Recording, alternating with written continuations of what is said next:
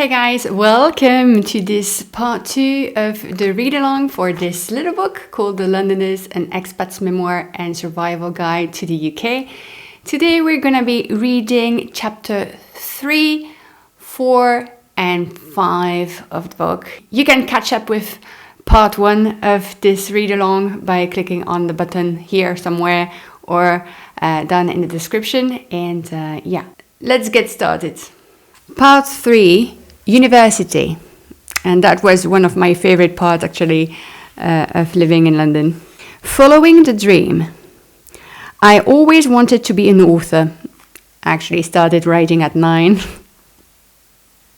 Yeah. But never allowed myself to become one. There's always been a weird mentality about creativity in the French-speaking world. Still exists actually. You were seen as either having a gift for writing or not. And when you had the chance to write for a living, others would always consider it a hobby. Like you definitely had to do something else for a living because having a passion could not possibly pay, right? Actually, yeah, that's my experience. My experience is more like you need to have like a supporting job to do the writing. But that's my experience. Some other authors, they do it full-time and they do it very well. But my experience is more like you have to do something else. That wouldn't be fair for everyone else working their asses off in jobs they were passionate about. I decided to go back to university and do a master's degree in creative writing. Not that I needed to learn how to write, but I did need to allocate time for it. When I had looked in Belgium or France, no such masters seemed to exist.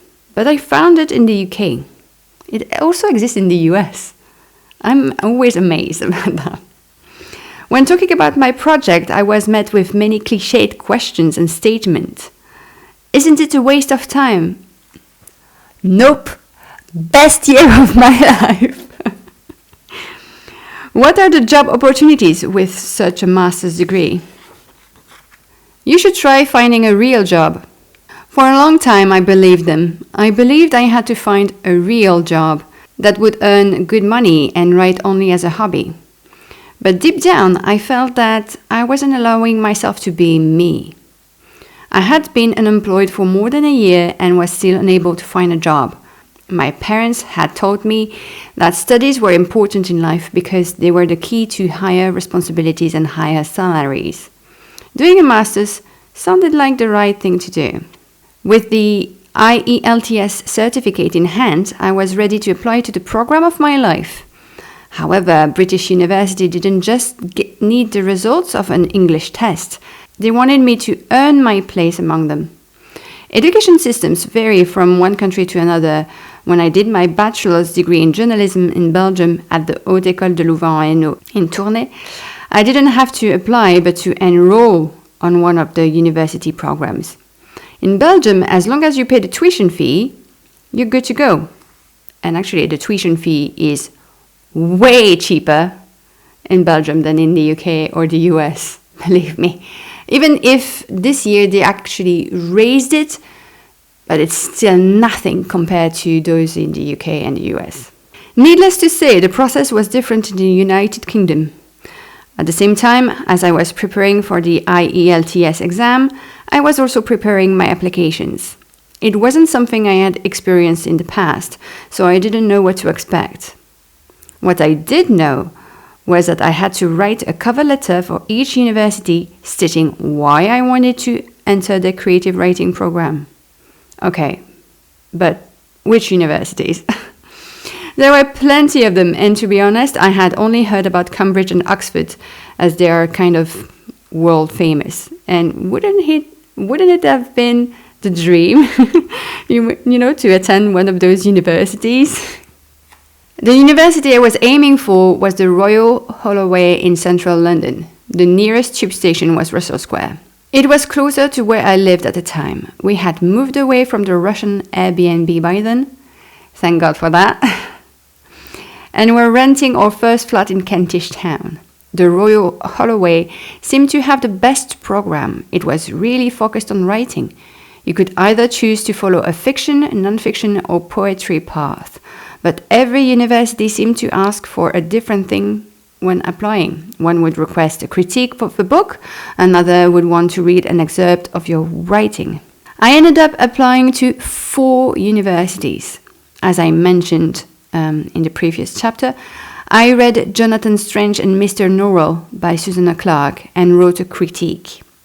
I drafted the first version of my short story, Finding Maxwell, which has now been self-published. It's been unpublished since then, and I'm preparing it to send to my newsletter subscribers as part of the release for Once Upon a Sky, my next middle grade novel. So if you're not on my mailing list, go subscribe. You may receive a gift. And I gave an account of why I was the best fit for the program.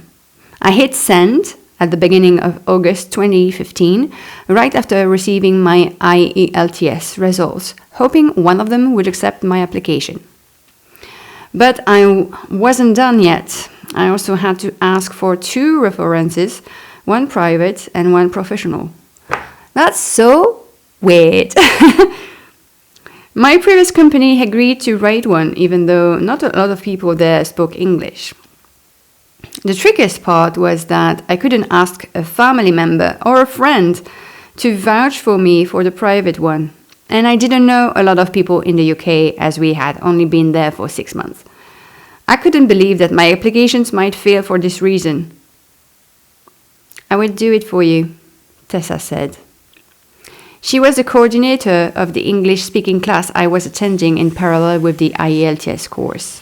And she wrote, "Although I have only known Estelle for a short period, I am aware of her creative writing and also critical reviews, and I believe she is a very suitable candidate for the MA Creative Writing course. I am sure her existing writing talents will benefit greatly from this course and that she will be an enthusiastic and diligent student." I mean, what an angel to do that for someone you barely know. It's amazing. Thank you, Tessa, if you ever come by this video. I couldn't be more grateful. We just had to cross our fingers that everything would fall into place. From the 4 universities, I received 2 unconditional offers. One was close to home, but it had a bad ranking. As every British university is ranked on a couple of criteria, the higher the rank, the better the education and degree, or at least one would assume so. That university was a plan B. I had applied there just in case. The second unconditional offer came from a university on the opposite side of London. My eyes had gone wide with excitement when I received an email from Brunel University with a request for an interview. Though I had had no idea I would have to go through a hiring process to attend university. The experience was no different to the one I was used to. Brunel University was more than an hour's commute from the place we called home. I took the tube from Caledonian Road, changed at King's Cross, and arrived in Uxbridge. Yeah, that was that far. My journey didn't end there. I still had to walk 20 minutes to the campus. I was wearing a blue dress that I usually wore at weddings. I still have it. It had become my interview outfit over the past month. I was sweating a lot, especially my hands, which I desperately tried to dry on the dress. It was kind of a mess, but we were in the middle of summer. There wasn't much I could do about it at this point. It was my first time on campus, and I looked at it as if I already knew I would be studying there. It was a beautiful campus, and actually I wish we were living there so I could, go to the activities and such. Because really, it would have been amazing to live there. I was also panicking because they had said it was an interview. What on earth did they want to interview me for? I was a walking cliché of a creative writing student, introverted, shy, and just wanting to be left alone. Still am. I arrived in front of the office 10 minutes early.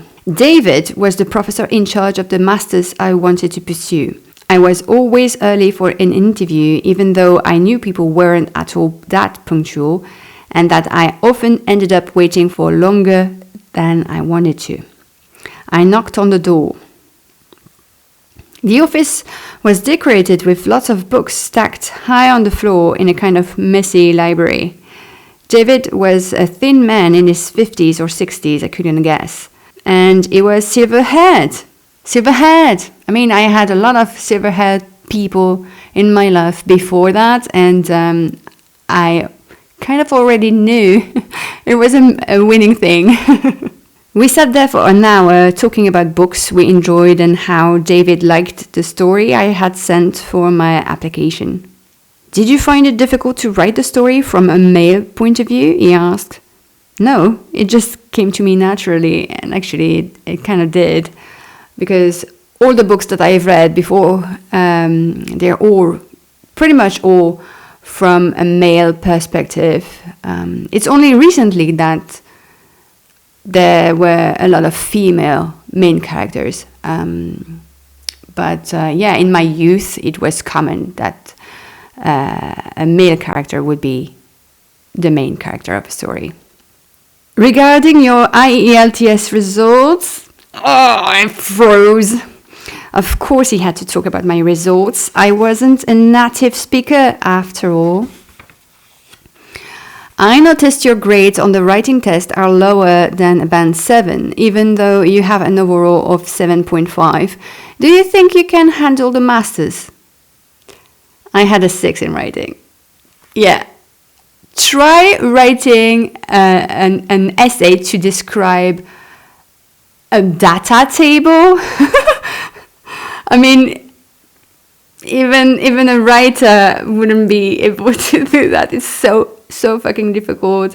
It's so different to describe a data table than writing a story. I mean, it doesn't need the same type of brain, I guess. So yeah, I had a 6 in writing.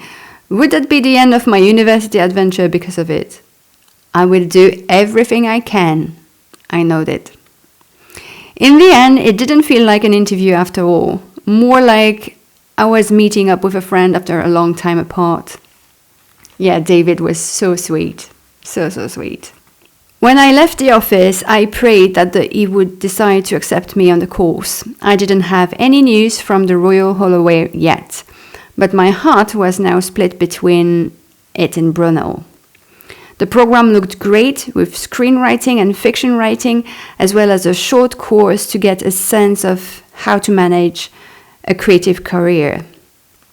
My gut was telling me this program was all I wanted. The next day, I received an email from David, an unconditional offer. I accepted it right away. Later, I would receive a rejection letter from the Royal Holloway. Yeah. It always stings to get a rejection, but, I had been evaluated on a book review instead of a short story, so to me, it didn't really matter. No regrets. After accepting the seat at Brunel, David sent me a list of no less than 22 books. 22 books to read during the first semester. It included Killing Monica by Candace Bushnell, Refugee Boy by Benjamin Zephaniah, who was also teaching in my master's, and Seize the Day by Saul Bellow. Students were expected to read 2 books per week. I'm a slow reader. It took me 3 days to read The Londoners for the read-along. 3 days. I mean, it could take 1 day for anybody who's a fast reader, but it took me 3. Yeah, I'm a slow reader. David was giving me a head start. I struggled a lot during that semester because I had never read 2 books a week, even on my good days. We were meant to discuss the books the next week, so I had to read them. Anyway, in September 2015, I pushed the doors of Brunel University, London. I discovered that my group contained 10 students from all different backgrounds. They were young and old, students, workers. They had come to Brunel to live their dreams and learn the craft of writing. All of these people were just like me, and it was incredible to be among them. Our course involved big names in British literature, such as Benjamin Zephaniah. The guy was so inspiring, and I was so sad when I learned he passed away. The guy was a ray of sunshine, really. Names like Will Self, Fraser Lee, and Tony White as well. I also heard the name Bernardine Evaristo, who co-won the Man Booker Prize in 2019 in the corridor, but she wasn't teaching on my program. I was at university for 1 day a week. It doesn't sound much, but it was just the tip of the iceberg. That first semester, we all had to produce 2 short stories per week while doing or reading. And not only did we have to write it, but we also gave and received feedback on each and every piece. I would have loved to have been more involved in Brunel students' life, like, joining the Writers' Society, taking Japanese courses, or writing for Brunel's newspaper. But I was too busy trying to keep up with the masters, and I wasn't living on campus. David pushed me hard so I would succeed, and he loved that I speak French, because he was talking about a lot of French techniques to write, like the oulipo, and he wanted me to, pronounce it, and it was a lot of fun. He encouraged me every week, giving me confidence in my writing and in finding my voice as a writer. But it didn't prepare me for the grading system. I received my first grade in January, after handing in 2 assignments. The first grade was a B, and I had no idea what it meant. In Belgium, all grades are in percentages. So I googled what a B would translate to. 60 to 69%? I shouted. What the hell? It's a high score, David explained. A strong pass. Yeah, the thing is that I'm almost certain that I would have gotten an A if I were a native speaker. But yeah, B. I raised an eyebrow. In Belgium, 69% means you barely passed. I guessed I had to accept that it wasn't the same thing in the United Kingdom. The second semester was lighter than the first one in terms of assignments, but I couldn't rest on my laurels. I still had to submit my dissertation. It consisted of a 14,000-word story and a 5,000-word personal critique. The story is the beginning of a novel called Once Upon a Sky, yet to be published. To be published in 2026 if everything goes my way. I mean, I had to rewrite it 3 times completely to get it right, so yeah. I remember the stress of the last-minute rush. I had taken a paid internship at a small company based in Walthamstow on the Victoria Line, and at the same time I was working my ass off on the dissertation, trying to meet the deadline. They're telling us 3 days before submission day that we have to print it? It's all been done electronically until now, I moaned. I took a day off and traveled to Uxbridge, where I printed the dissertation at the university's library. What a happy day, but also so stressful to come back on campus and hand in my work.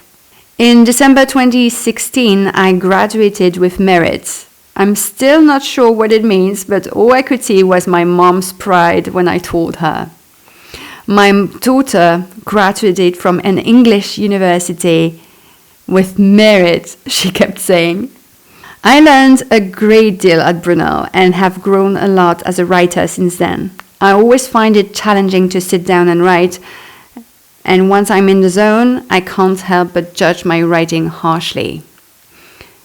My year at Brunel forced me to focus on my writing and to submit my work whether I liked it or not. I had to face the critique of others, and I have learned from it. I spent one of the best years of my life so far at Brunel University. Not only was I doing what I had dreamed of doing since forever, I was surrounded with like-minded people. Would I recommend the experience? If you have the motivation and finances to do it, then jump. It's all worth it. As usual, I'm skipping the what you need to know parts because, it doesn't really bring anything to this read along. So I'm going to skip to part 4, job hunting. Struggles can be overcome. Yeah, honestly, to this day, looking for a job is still a pain in the ass. So, yeah. Did you always know exactly what you wanted to do in your life? Or do you know someone who did?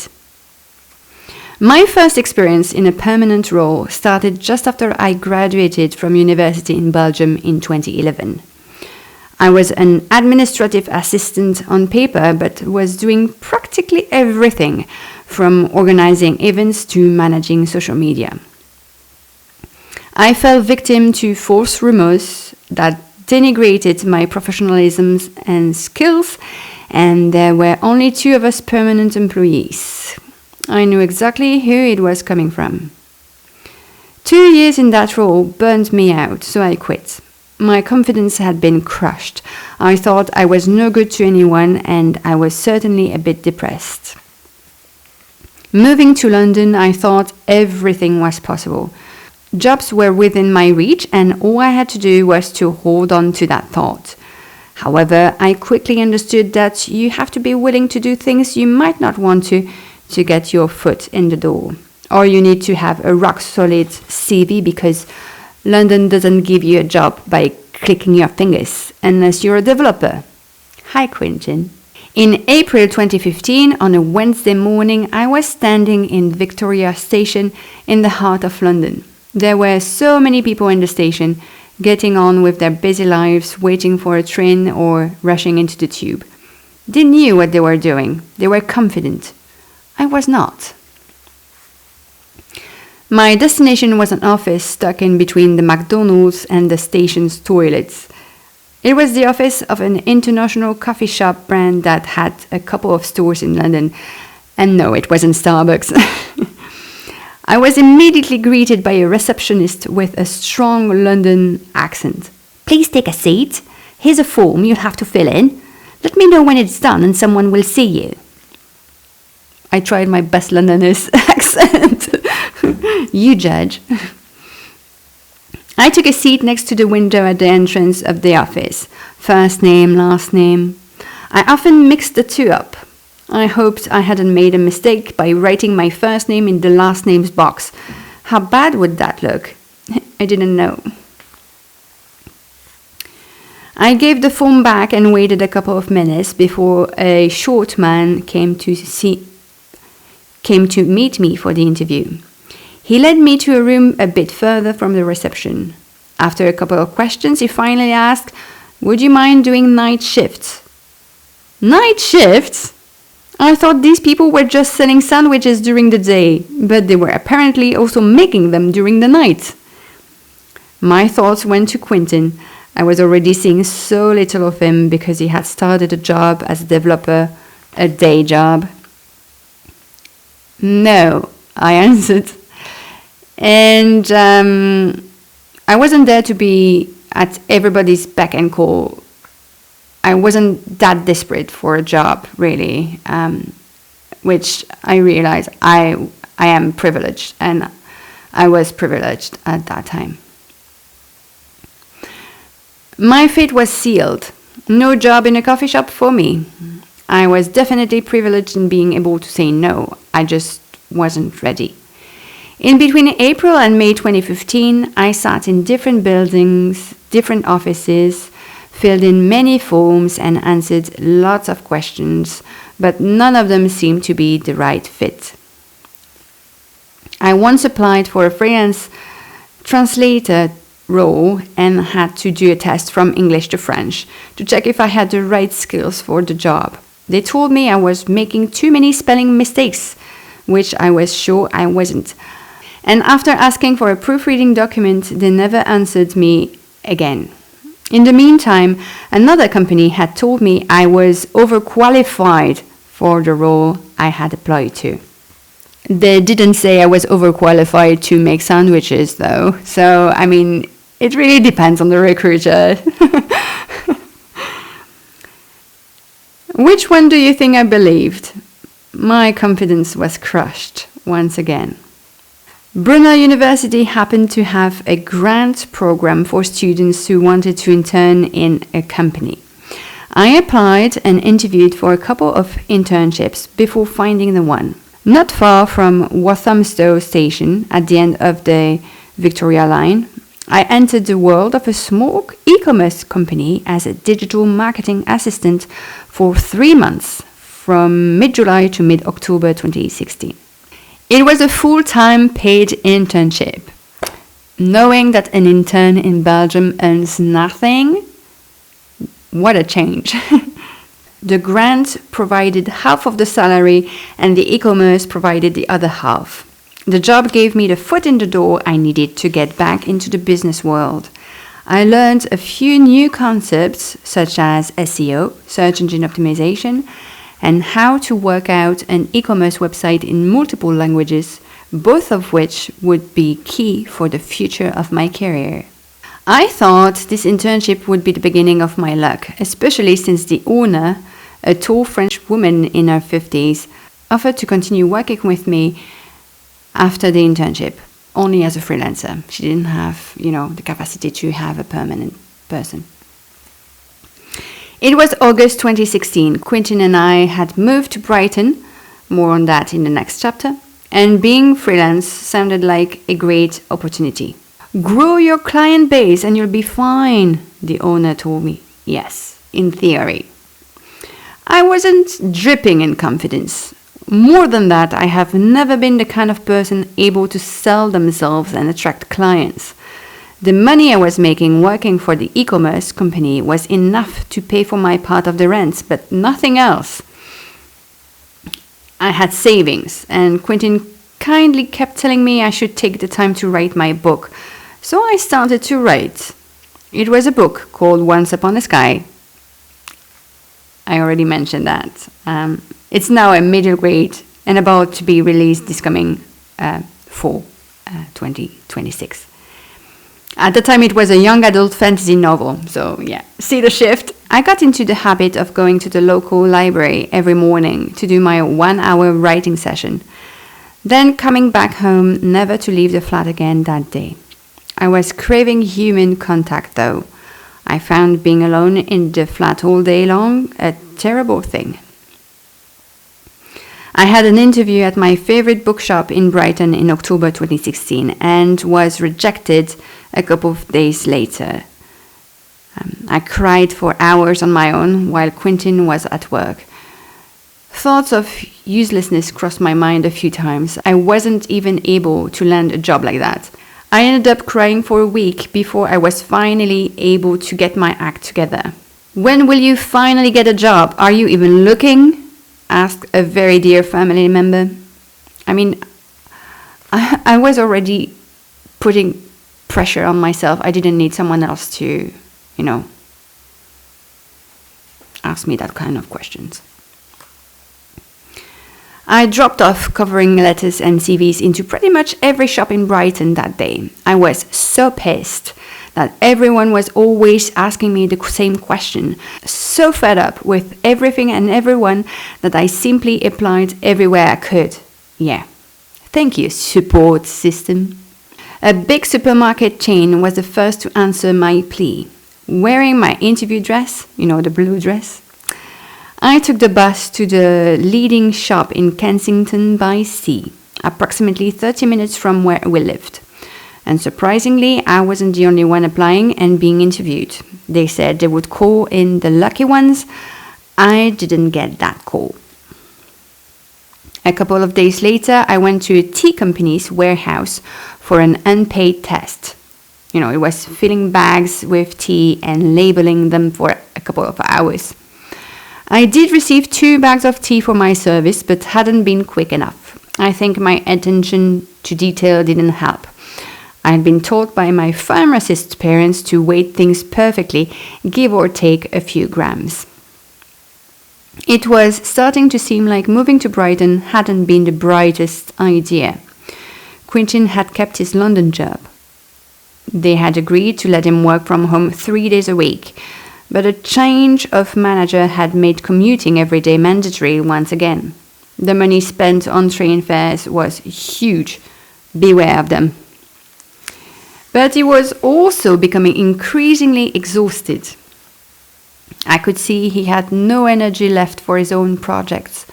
He's a musician in his spare time. I tried to make his life as easy as possible by making dinner so it would be ready as soon as he got home, for example, but you could see the fatigue on his face. Should we move back to London or stay and make it work here in Brighton? Quentin asked one day after we had come back from visiting our family in Belgium. By April 2017, I had unfortunately heard that question increasingly often, which made me doubt even more of my choices. Try finding a job when you don't even know where you're gonna live tomorrow. A recruiter called me with a dream job, or what seemed to be one. It was a marketing role within a second-hand book retailer. I had always wanted to work in the book industry, so I applied. The position sounded a little out of my comfort zone, but I gave everything I had at the first interview.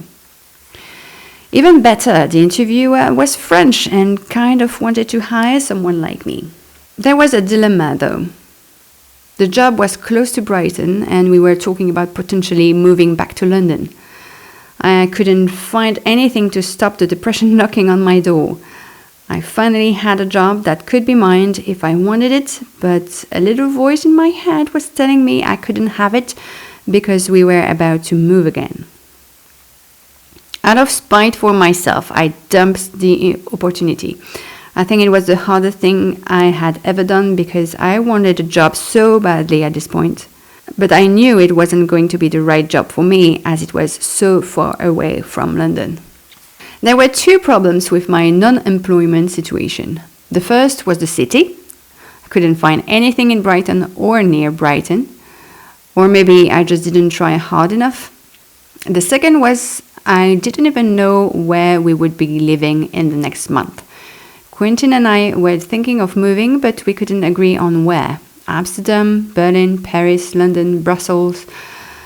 If I was going to hunt for a job, I needed to know where to look. Okay, there was also a third problem. I couldn't get my head around what it was I truly wanted to do. I had graduated from public relations and journalism, but also creative writing. My experience was in doing nothing and everything, and I had no idea what I wanted to do with my life. Writing fiction full-time wasn't a solution. I couldn't allow myself to do just that. And while I had finished writing the first draft of Once Upon a Sky, the novel I had started months before, I needed to be earning a living to feel good about myself. Even though I now know that being an author is an achievable goal, I wasn't considering it at all at that stage. And when I say being an author is an achievable goal, I have a lot of feelings about that sentence. It's just because years later, so we're in 2026 now, I'm still a hobbyist writer that writes in the evening or on the day offs or, that type of things. But at least now I don't hate my job, so I don't want to quit, I cried a lot. I was completely and utterly lost. I had reached rock bottom. The only way was up, right? So Natasha, a brown-haired recruiter from Brighton, held a conference at a local event organized by the Brighton Digital Woman in May 2017, which I attended. She talked about the importance of having a well-made, attractive CV, and it opened my eyes. I had been doing it all wrong. With her help, I completely revamped it and I applied to as many interesting jobs as I could. I was obviously not a designer yet. Yeah, my CV was ugly, really ugly. And it worked. I landed 2 interviews in a very short amount of time, one in Brighton, one in London. The first company was a startup in the education industry based in Brighton, next to the train station. They were looking for someone who was specialized in paid search, who would be able to write ads on Google and optimize them. I wasn't a specialist, so I don't know how I did it, but I passed the first interview. I learned everything on the go while I was doing the assignments, as I felt I didn't have the correct level of skills to be hired. At the second interview, I met the team, and their final conclusion was that I was too junior. No way. The second company was based in London, between Chancery Lane and Farringdon. They were looking for a French SEO content writer. Again, I knew very little about search engine optimization. Since then, I wrote a book about search engine optimization.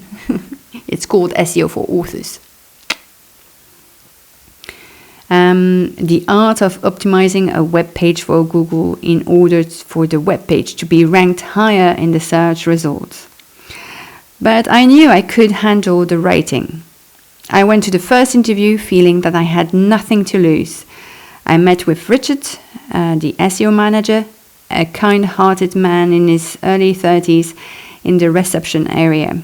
He brought me into a tiny room on the same floor. It was just the 2 of us. "Do you like writing?" he said.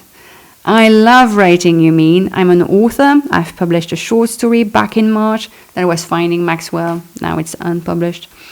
And I also have a blog in English." Yes, I read it. Impressive. Weirdly enough, I was calm and smiling during the interview. Nothing to do with the real stressed version of myself. It made a good first impression. Richard seemed so happy having met me that he showed me the whole office after our discussion. It was on 2 floors in a very tall building. They had a huge, colorful lunch area with the option to play ping pong. I reached the second stage of the hiring process, and I wasn't surprised. I had a smile from ear to ear, but I didn't want to jinx it. There was an assignment to work on. It involved a piece of writing, SEO optimized, of course, and a friend from Belgium, Marie-Hélène, I can't thank her enough, was and still is an expert in online marketing. She helped me a great deal with it. 2 days later, I submitted the assignment and I was invited for a second interview straight away. I met Richard again in early July 2017. My palms were damp this time because I knew they were likely to ask me specific SEO questions and I wasn't sure I would be able to answer them. In the room were 3 people. There was Alexandra, the Spanish SEO writer, Nicole, the social media manager, and Richard, of course. Their eyes were on me all the time, examining me and the answers I produced. The interview ended, and that was it. They left the room, poker-faced, without saying goodbye, no smiles at all, nothing. My gut was telling me that I had failed. I was ready to send out new CVs and covering letters. 3 days later, they emailed me to arrange a call for the next day. I was upset. Why wouldn't they tell me right away if it was a yes or a no? I needed a straightforward answer to understand what's going on. And I don't like it when people beat around the bush. Quentin, however, was enthusiastic and hopeful. Why would they want to call me if it was to reject me? But I had had so many rejections over the previous months that I couldn't believe I would succeed. Richard offered me the job the next day. After months of hunting and research and training, I had landed my first permanent role in the UK. I was over the moon. Quentin and I celebrated it in a pub near our Brighton flat, where we had the best burger and chips ever. We moved back to London in early August 2017, around the same time as I started at the company. My time there was terrific. In November 2017, after I had only been there 3 months, I was sent to France as a travel writer, trying out train journeys. I went to Paris, Marseille, Montpellier, Lyon, Bordeaux in just a week, and I had just gotten married the week before. I also visited Cambridge. I couldn't dream of a better job. After 9 months, I had been promoted to senior SEO content writer, and I was managing a team of 2 people. It made me grow so much as a person and as a professional. I worked there for nearly 2 years. In a way, it broke my heart when I decided to leave, because this was the first job that had ever made me feel good about myself. It was the first one where things were organized, where people told me I was doing great, and where I felt valued. Why did I leave? I'll explain in part 3. I'm sorry of this really long. But yeah, spoiler alert, it was because of Brexit, but not completely about Brexit. Yeah, to this day, so we're in 2026, I'm still in contact with Richard and a few others from that company. I'm still very, very fond of this company, and I cherish the memories I have made there. I sometimes wonder what would have happened if I had stayed, but now I'm a happy web designer after making a career change. So there you go. That was for the update from this book. Part 5, housing. Home is where the heart is, and actually we moved 5 times. That's a lot, if you count the Airbnbs, but yeah. Finding a home isn't difficult in London. We saw a ton of beautiful flats and duplexes on Rightmove. That's a website you'll definitely use a lot if you're looking for a new place. The problems are more about questions like, where should we start, and are we quick enough? London is huge, and the housing market moves fast. Every single day people are looking for a place to live. But let's rewind a little bit. Soon after Quentin and I had moved to the UK, we were in our second Airbnb, and Quentin landed his first permanent role in London. This was in April 2015. You can imagine that we were craving for our own place. So we would be a young couple moving in together in their first real flat. If you don't know the city, I'll advise you to consult a map of London at this point in the story. The first flat we visited was part of a Victorian building with a porch surrounded by white pillars in South Kensington. It seemed like the typical British house I'd been dreaming about, watching movies like Pride and Prejudice. We met with the estate agent, let's call him Gary, at the entrance of the building. Ready to see the place? I'm sure it suits you. It's a very nice flat. The area is quite lovely as well, he said. The property was nothing like I had imagined from the outside. The corridor leading to the flat was dark and carpeted on every step of the staircase. We set foot in the flat itself. 4 rooms, with carpet in the living room and the bedroom. The rent was £1,500 a month, though, and neither Quentin nor I had set up a budget. We had not talked about a price range or anything before meeting with the estate agent and visiting the flat, which is stupid, now that I think of it. Okay, we'll take it, we said. The flat was clean, modern and sunlit. It wasn't far from the tube station, and the area was indeed rather nice. The price was a bit high, but we could afford it if both of us had a job. However, only Quentin had a job at that point.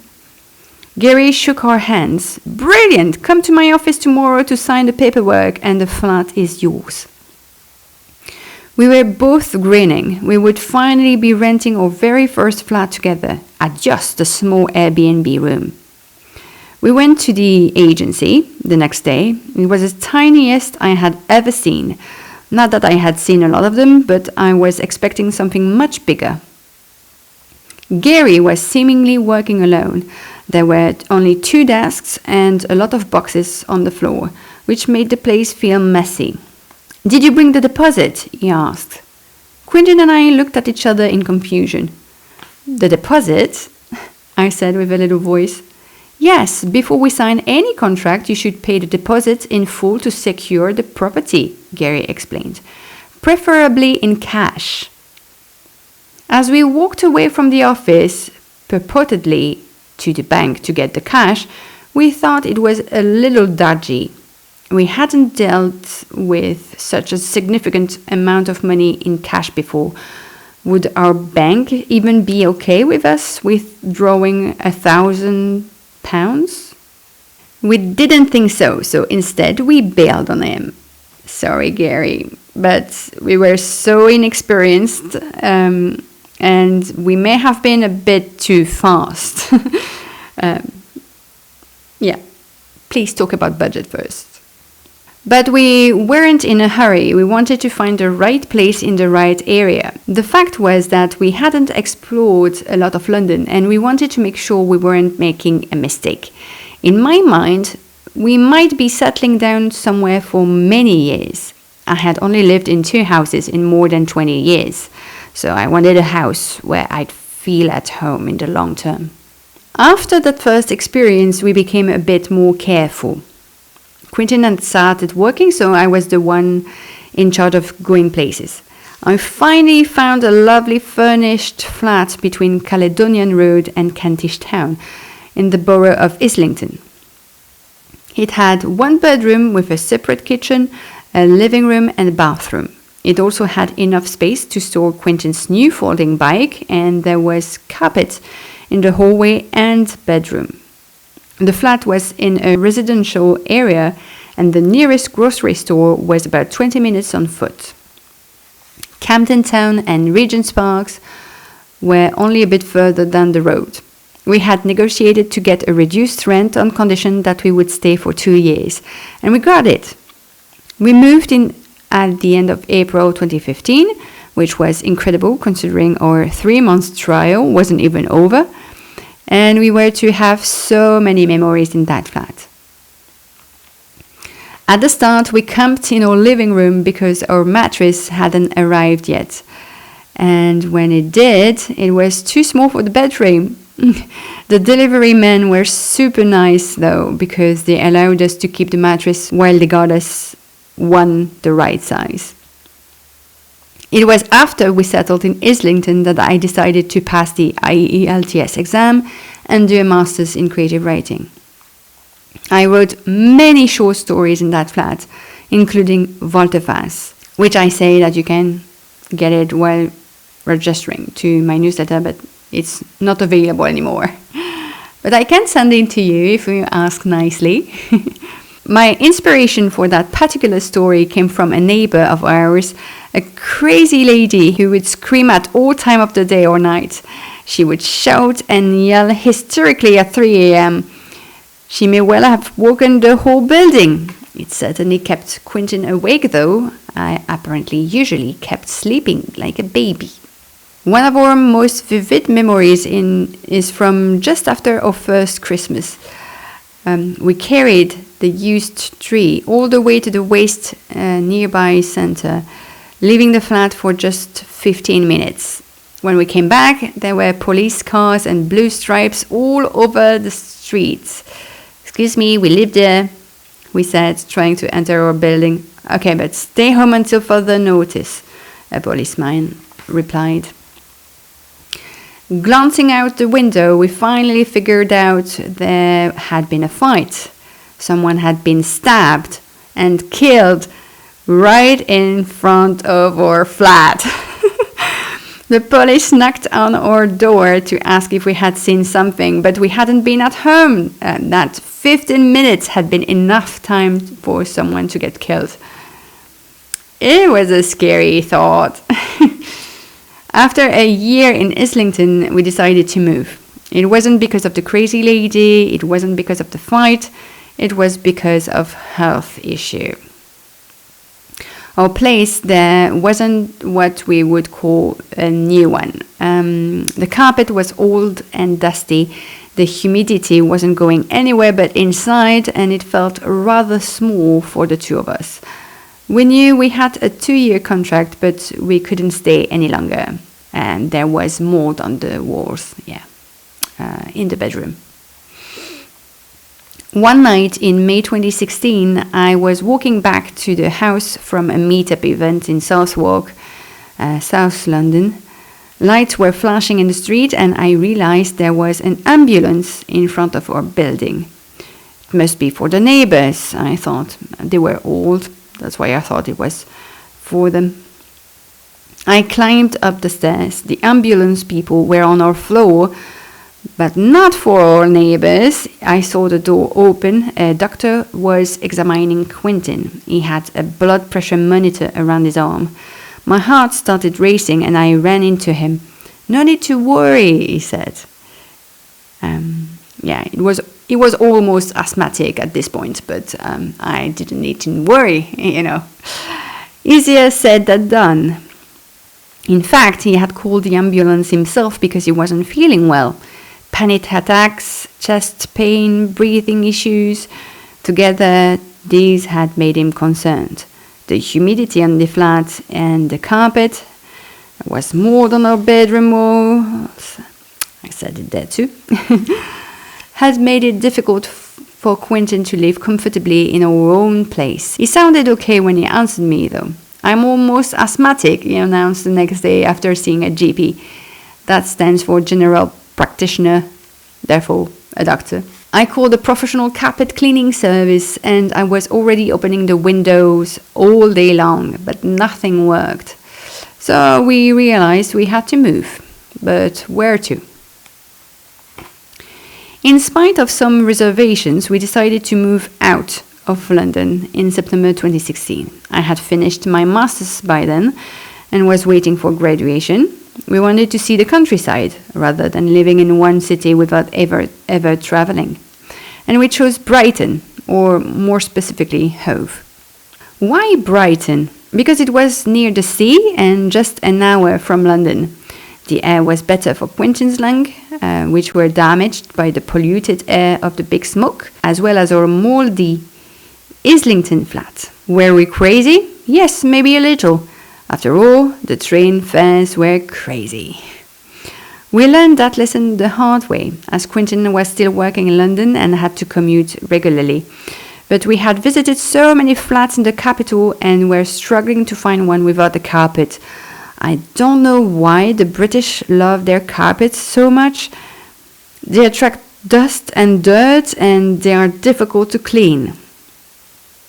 I felt like every single flat in the UK has carpets, and at that stage it was making me despair. We have a few rugs in our house now. You can see one here. But we can clean them more easily than a fixed one. On the floor, It's easier to clean. According to British people, they tend to choose carpets over other floorings because it's rather cold country in winter and carpets keeps the room warm. As they live in flats, it's also quieter to walk around on carpeted floors rather than wooden ones. Still, I can't understand them. Our flat in Brighton had a carpet, yes, unfortunately, but only in the bedroom. It was a new, renovated, unfurnished flat on the second floor of a house near Hove train station and a cute little shopping street. The seafront was only a 10-minute walk away, and we were so much calmer and happier there. Brighton was nothing like London. People talked to each other. I never knew my neighbors in London, whereas now I often talk with Dusty, who lived on the floor below us. It was common to be stopped by a passerby while I was walking along the seawall. People were taking the time to live their best life. They weren't chasing it. And so, even though I had a tough time battling against imposter syndrome and feeling I was useless job-wise, it felt like home in Brighton. There's nothing better than feeling the fresh air filling your lungs and admiring the sunset. My mum was so upset, though. She was also pushing us for a grandkid at that time, and we were far from being ready. "You're making a mistake," she muttered. In her defense, she had visited us during a huge train strike, and the journey from London to Brighton hadn't been smooth at all, so we couldn't blame her. After a year in Brighton, I found a job in London. It made no sense to continue living so far away from the capital with 2 jobs there. So we moved back to London in August 2017. We visited quite a few flats within the same week. Well, I visited a few flats because Quentin was working and we needed a new place as soon as possible. I visited one of the biggest flats I had ever seen near Woodside Park. Huge ceilings, no carpets, 2 bathrooms, and a big living room. I called Quentin. It was an emergency. "Have you seen the pictures yet?" I said. "Yes, looks amazing," he answered. "I'm calling the agency straight away. How about the rent? Go, go, go, go, go!" Have I mentioned that you've got to be quick in London? By the time I called the agency to secure the flat, someone else had already paid the deposit. We were upset and discouraged. I had visited so many flats already, and none of them had been good enough for us. 2 days later, though, I made a bold move. I secured a flat in the same area without first agreeing it with Quentin. It had 2 bedrooms, no carpet, and an open kitchen. The flat was bright and lovely, certainly seemed a good choice. But then my mind was toying with me. It was telling me that the flat was tiny in comparison to our Brighton one. "I've made a huge mistake. What if it's too small?" I said. What if we were unable to fit in all our furniture?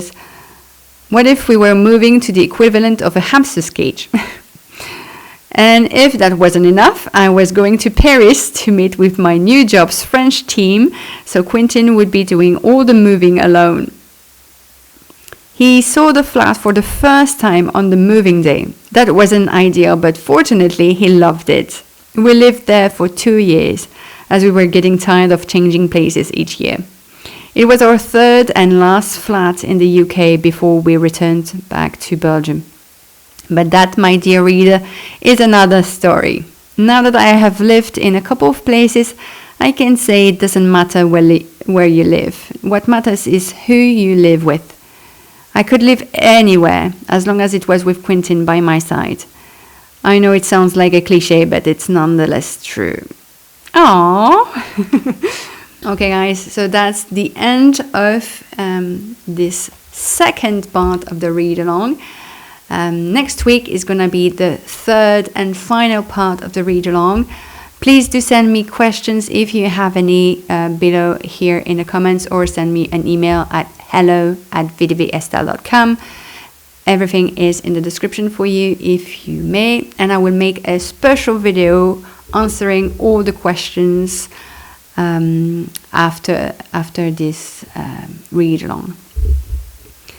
So hope you enjoyed it, and I will see you next week for the 3rd and last part of this read-along. Bye, guys!